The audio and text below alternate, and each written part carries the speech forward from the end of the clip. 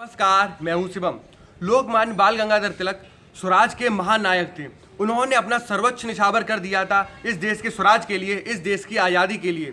उन्होंने उस समय स्वराज आज़ादी का बिगुल फूंका था जब लोग स्वराज क्रांति के नाम से भी डरते थे और स्वराज क्रांति के शब्द बोलना भी नहीं चाहते थे, क्योंकि 1856 के विद्रोह को अंग्रेजों ने बेरहमी से कुचल दिया था, उसे बुरी तरह से दबा दिया था, जिससे लोग डरे हुए थे और स्वराज क्रांति के नाम से भी डरते थे। लेकिन उसी वर्ष हमारे इस महान नायक का जन्म हुआ था। 23 जुलाई 1856 को लोकमान्य बाल गंगाधर तिलक का जन्म हुआ था महाराष्ट्र के कोंकण प्रदेश के रत्नागिरी गांव में। कोंकण प्रदेश छत्रपति शिवाजी महाराज का कर्मभूमि भी कही जाती है। उनके बचपन का नाम केशव था और उनके पिता का नाम गंगाधर राव था, लेकिन उन्हें बचपन में प्यार से लोग बाल या बलवंत राव कह के बुलाते थे और आगे चल के उनके और उनके पिता का नाम जोड़कर उनका नाम बना था लोकमान्य बाल गंगाधर तिलक। वो बचपन से ही काफ़ी मेधावी छात्र थे। उनके पिता सरकारी विद्यालय के अध्यापक थे, जो कि अब बलवंत राव को काफ़ी ध्यान देते थे और उन्हें दबाव बनाते थे शिक्षा के लिए, पढ़ाई के लिए, और उन्हें हमेशा अच्छी शिक्षा के लिए, उच्च शिक्षा के लिए हमेशा प्रोत्साहित करते रहते थे। इसी वजह से उनकी व्याकरण में, गणित में और संस्कृत में मजबूत पकड़ थी और इसी का परिणाम था कि उन्होंने 2 वर्ष में ही 3 कक्षाएं उत्तीर्ण कर ली थी। और आगे उनके पिता थाने और पूना जिले के सभी सरकारी विद्यालयों के सहायक इंस्पेक्टर बने और उन्हें आगे उनकी परीक्षा में उन्होंने उनकी शिक्षा में काफ़ी मदद की। 1872 में उन्होंने मैट्रिक पास कर ली थी और 1876 में उन्होंने बीए उत्तीर्ण कर लिया और 1879 यानी कि 1879 में उन्होंने LAV परीक्षा उत्तीर्ण की। उनका विवाह 15 वर्ष की छोटी सी आयु में ही हो गया था। जैसे कि आपने देखा होगा, हमारे जो बाबा दादी हैं उनकी भी शादी 15, 14, 16 वर्ष की आयु में ही हो जाती थी। उस समय हमारे देश में ऐसा ही होता था और उनके साथ भी ऐसा ही हुआ। उनकी छोटी सी उम्र में शादी हो गई और उनकी शादी के कुछ समय बाद ही उनके पिता का भी देहांत हो गया और उनकी पूरी रखरखाव की जिम्मेदारी उनके चाचा पर आ गई और चाचा ने उनकी जिम्मेदारी, उनकी पालन पोषण की जिम्मेदारी बखूबी निभाई और उन्हें किसी बात की कमी नहीं होने दी। 1891 में ही उन्होंने अपने देश के स्वराज के लिए, अपने देश की क्रांति के लिए काफ़ी कुछ किया और इसी का परिणाम था कि उस समय महाराष्ट्र में 2 पत्र प्रसारित होते थे, जिसका नाम एक का केसरी था और दूसरा था मराठा।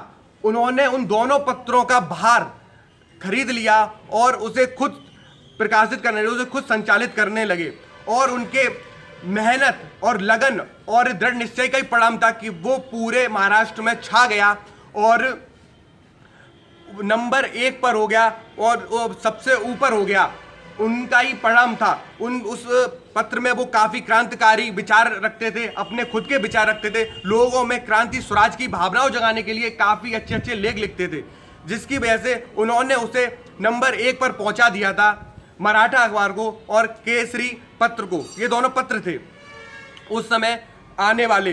तो मैंने जैसा कि आपको बताया था, उस समय लोग क्रांति के नाम से भी डरते थे, स्वराज क्रांति शब्द बोलना भी नहीं चाहते थे, क्योंकि लोग इतना डरे हुए थे। लेकिन उनके प्रयास से, परिणाम से इतना कुछ सफल हो पाया। लोग फिर से क्रांति की तरफ जुड़ने लगे, क्रांति के लिए फिर से इकट्ठे होने लगे और स्वराज के लिए फिर से मांग करने लगे और देश की आज़ादी के लिए फिर से इकट्ठा और खड़े होने लगे। उन्होंने उस समय नारा दिया था कि स्वराज हमारा जन्मसिद्ध अधिकार है, मैं इसे लेकर ही रहूँगा।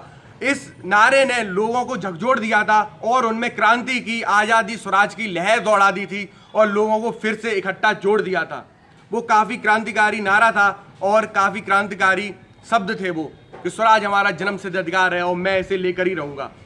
तो अंग्रेजों को ये बात कहाँ पचने वाली थी, इस महान नायक की वो भाव आई और उनका जो चारों तरफ उनने लोग पसंद कर रहे थे, उनका चारों तरफ नाम फैल रहा था, वो काफ़ी लोकप्रिय हो गए थे। अंग्रेजों को ये रास नहीं आ रहा था, अंग्रेजों को ये पच नहीं रहा था और अंग्रेजों ने उनके पत्र के किसी लेख के चक्कर में उन पर 6 साल की काला पानी की सजा सुनाई और उन्हें 1000 रुपये का दंड भी, आर्थिक दंड देने की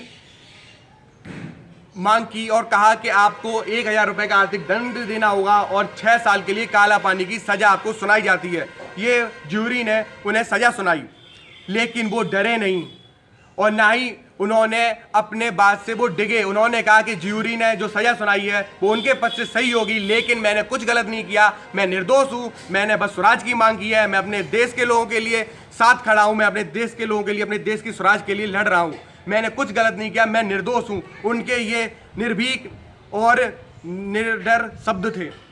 तो लोगों के बीच में उनकी पहले से ही लोकप्रियता काफ़ी बढ़ चुकी थी। उन पत्रों के द्वारा जो वे प्रकाशित करते थे, तो लोगों को कहाँ मंजूर था कि उन्हें काला पानी की सजा होने दें। तो लोगों ने क्रांति कर दी, लोगों ने सरकार के खिलाफ फिर से विद्रोह कर दिया और उन्हें की रिहाई के लिए मांग करने लगे लोग, और सरकार को मजबूरी में, अंग्रेजी सरकार को मजबूरी में झुकना पड़ा और उनकी सज़ा कम करनी पड़ी और उन्हें अहमदाबाद जेल के बाद उन्हें बर्मा की जेल में भेजकर उन्हें फिर मजबूरी में रिहाई करना पड़ा।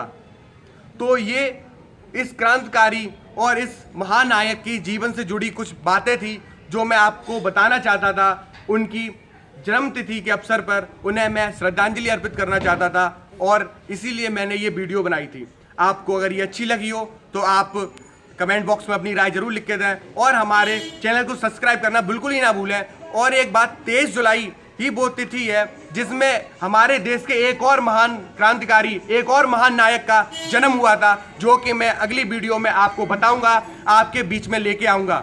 उस महान क्रांतिकारी, उस महान महानायक की जीवन से जुड़ी कुछ बातें मैं आपको अगली वीडियो में जरूर बताऊंगा कि वो महानायक कौन थे जिनका जन्म 23 जुलाई को हुआ था। और अगर आपको जानकारी हो तो आप कमेंट बॉक्स में लिख के भेजिए और हमें बताइए कि वो कौन से क्रांतिकारी थे जिनका जन्म 23 जुलाई को हुआ था।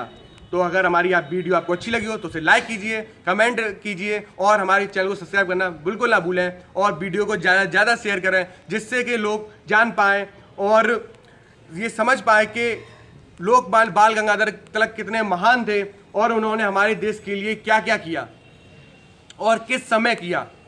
ये बात ज़रूर दिमाग में बैठाने वाली बात है, दिल में बैठाने वाली बात है। तो हमारी वीडियो देखने के लिए बहुत बहुत धन्यवाद, अपना समय देने के लिए बहुत बहुत धन्यवाद।